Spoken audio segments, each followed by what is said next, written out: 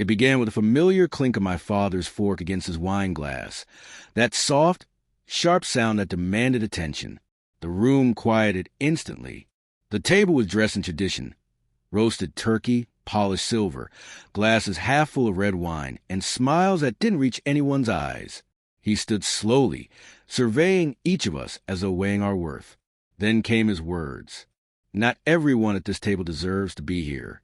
For a heartbeat, no one moved. Then laughter rippled through the room, forced and nervous. All eyes turned toward me, as if we all understood who he meant. I smiled back, calm and deliberate. Good thing, I said, raising my glass. I built a life that doesn't need your permission. Don't worry, you'll read about it soon. The silence that followed was thick, almost satisfying. It wasn't always this way. There was a time my father called me his bright one, the son who thought differently, dreamed bigger.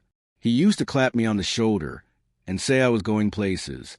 But the day I started building something real, something that didn't require his name or his money, everything changed. Pride turned to resentment.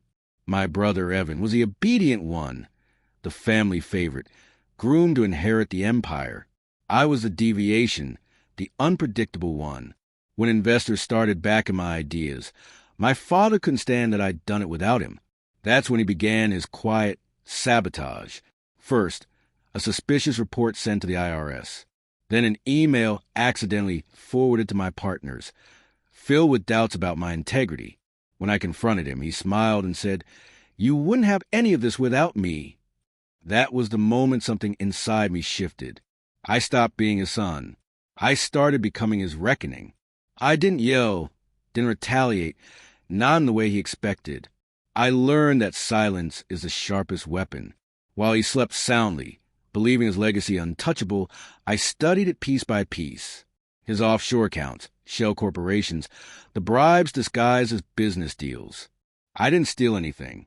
I simply revealed the truth. It took months. Journalists, ex-partners, and a lawyer he'd once fired. They all wanted justice. I gave them the evidence they needed.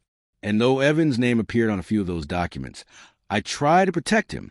I sent him everything a week before it broke, told him to step away, clean his record. He didn't listen. He sent it all straight to Dad. That's when I decided Thanksgiving would be the perfect stage. When I arrived, the house smelled the same: oak, wine, and arrogance. My father greeted me with that smug grin, pouring my glass as if nothing had ever happened. "Glad you finally came to your senses," he said. What he didn't know was that, by the time he said those words, every major financial outlet had already picked up the story. His empire was unraveling in real time. By dessert, his name was trending.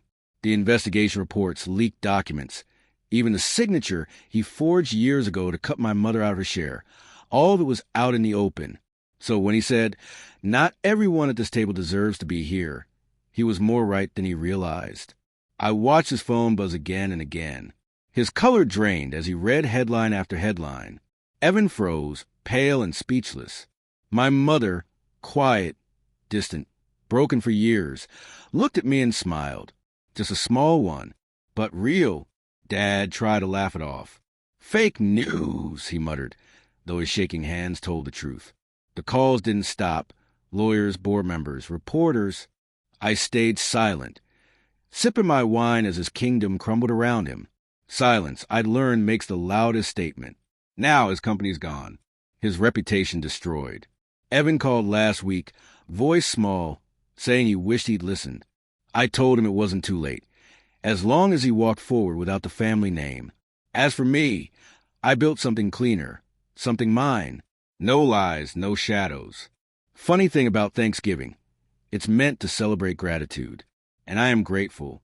Grateful for the lessons my father taught me. Power isn't something you inherit.